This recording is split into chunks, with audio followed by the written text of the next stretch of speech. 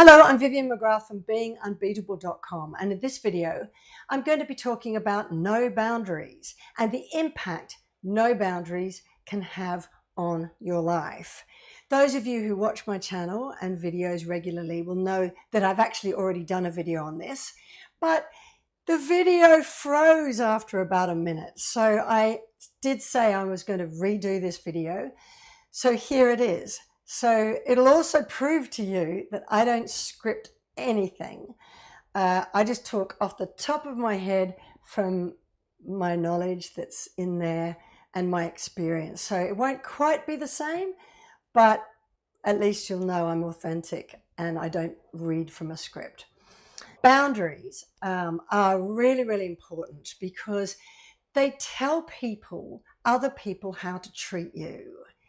And you know, it's not about just protecting yourself and after somebody's been rude or not treated you very nicely, you put a boundary up. No, they're preventative.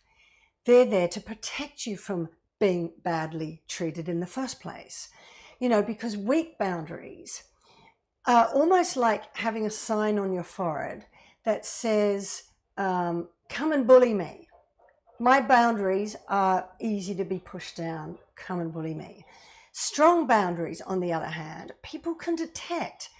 They're like an armor around you and a sign that says, don't mess with me instead.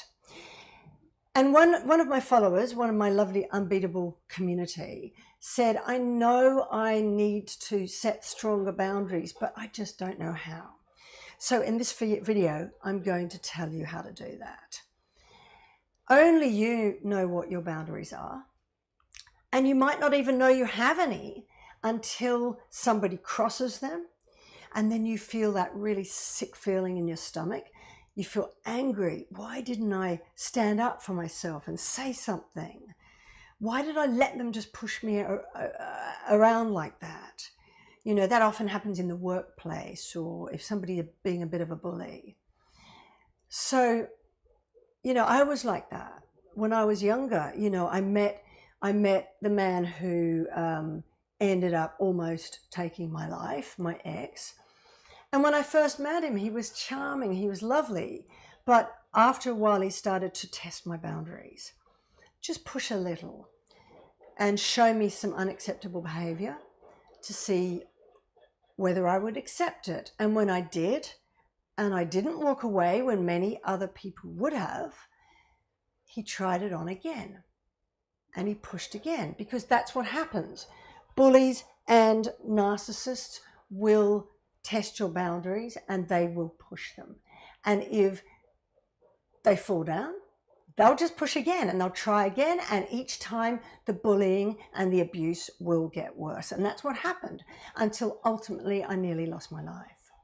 Now, I'm not saying that I'm to blame or anyone's to blame for abusive behavior, but it's really better to know what your boundaries are and have them strong before people start to try and push them down. How do you do that? Well, I would look at all your relationships right now. Friends, family, relatives, colleagues, your relationship.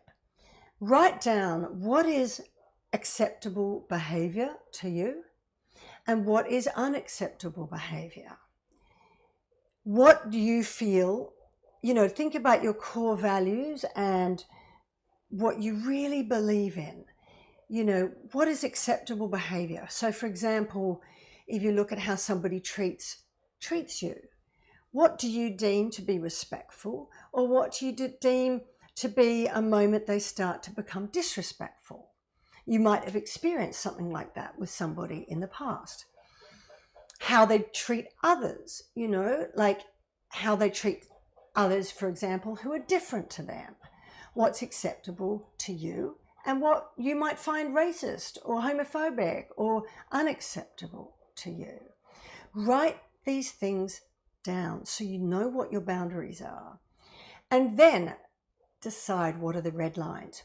Now, the red lines are the lines that if somebody crosses, that is no longer acceptable to you, and that is something you will have to stand up against and say, no, that's not good enough for me.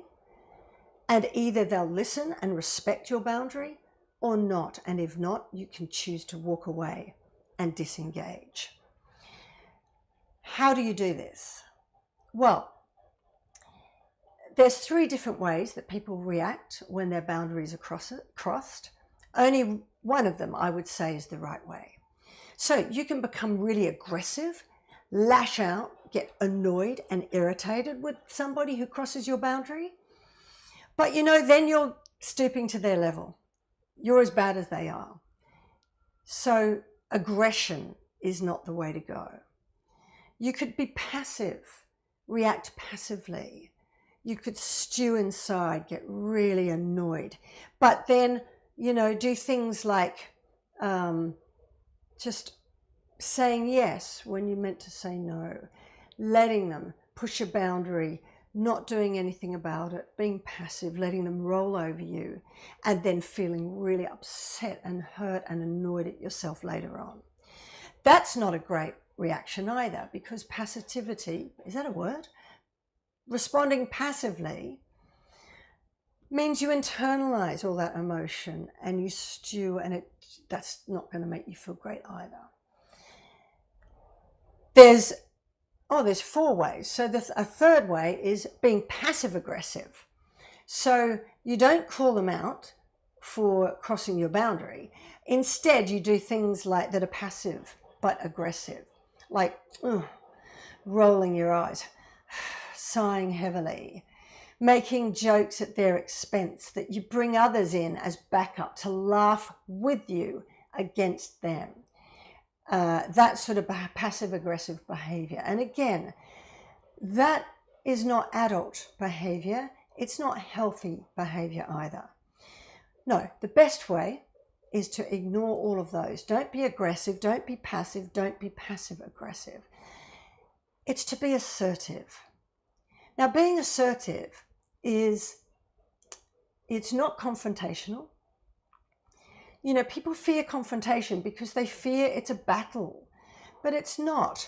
Being assertive and telling people what your boundaries are is actually showing respect, mutual respect. I'll tell you what my boundary is so that you can respect that or not. And it's about allowing each other to own our own behavior. So, for example, if somebody crosses my boundary, like say I'm in a meeting at work and they talk over the top of me over and over and over again, I'm not going to sigh, roll my eyes, get eye contact with somebody else in the room. And no, the way to be assertive is to say, I'm really happy to listen to your point of view, but when you talk over the top of me all the time and don't allow me to give my point of view, I feel that you're being disrespectful. So if you could please just let me finish saying what I need to say, then I'm really happy to listen to your point of view, and then we can come to a mutually agreeable conclusion. You see, that's not aggressive. That's not going to, no one's going to argue to that. There's nothing to argue against. You're being polite, you're being calm, you're being respectful to them. You're saying, when you talk over the top of me, I feel you're being disrespectful. You're owning you're emotional. You're not being emotional. You're owning how you feel. You're not blaming them for making you feel that way. You're saying, I feel like that. Therefore, I'd be grateful if you could respect me by behaving in a different manner towards me. And either they will, and they'll respect that boundary and they'll change their behavior, or they won't. And if they don't, then you say, okay, because you're continually talking over the top of me, I'm now going to end this discussion. I'm happy to discuss it and listen to your point of view, but only when you're prepared to listen to mine as well. And until you do, then I'm ending this discussion. Same with while you're losing your temper and getting angry, then we're not going to get anywhere. So I'm prepared to have this discussion, but only when you are prepared to calm down and have an adult conversation about it. You see, that language, it's so much more, it diffuses confrontation. It's more adult, it's calmer, it's respectful. So that's how I would stand up and let people know what my boundaries are and how to treat me, because that's what boundaries are. So I urge you to try it. If you fear confrontation, try it. Because confrontation actually doesn't have to be an argument. Try changing your behavior and responses. Choose how you respond to others. If they're jumping up and down, being angry, take deep breaths. You don't have to respond immediately. Choose how you respond. Take deep breaths. If they're the only one jumping up and down, it's pretty obvious who's the only one getting upset and emotional. Then if you're not, and you choose to respond in a calm, adult, assertive, respectful way, then not only are you telegraphing how you wish others to treat you, but you are giving them the opportunity to behave in an adult way and meet you in the middle as well. So that's my video on no boundaries and how to set them.